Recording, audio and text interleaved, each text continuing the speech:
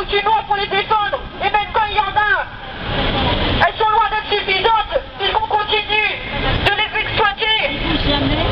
On voit des vidéos, alors il y a des vidéos où des hommes chopent les singes par le bout de la queue, les secouent dans tous les sens, qui provoquent des blessures très graves et très douloureux, mais en France on contrefiche.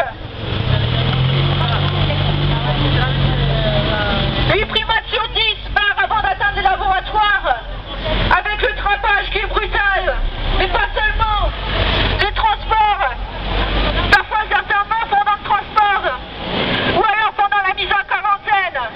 Donc au final, seuls 20% des primates arrivent dans les laboratoires, mais ils sont loin d'être les plus chanceux, puisque ce sont eux qui vont devoir vivre dans ces petites cages, c'est eux qui vont devoir subir les pires expériences, des expériences qu'on faisait déjà dans les années 40, dans les camps de concentration de la Shoah,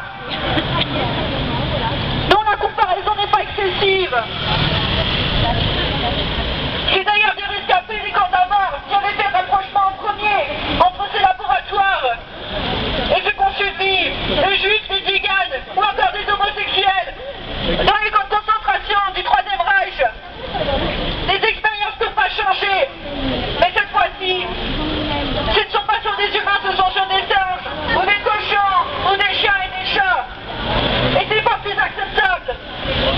Pascal, il est grand temps de cesser votre application dans l'industrie de la vivisection.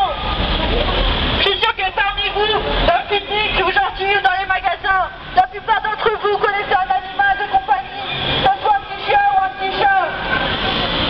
Un animal que vous aimez, que vous appréciez, que vous dépendez, et pour lequel vous êtes capable de dépenser de l'argent pour le nourrir, le soigner. Il n'y a pas d'un côté des animaux de laboratoire, de l'autre des animaux de compagnie. Ce sont les mêmes animaux qui, comme vous et moi, ont des droits de vivre, de ne pas être torturés.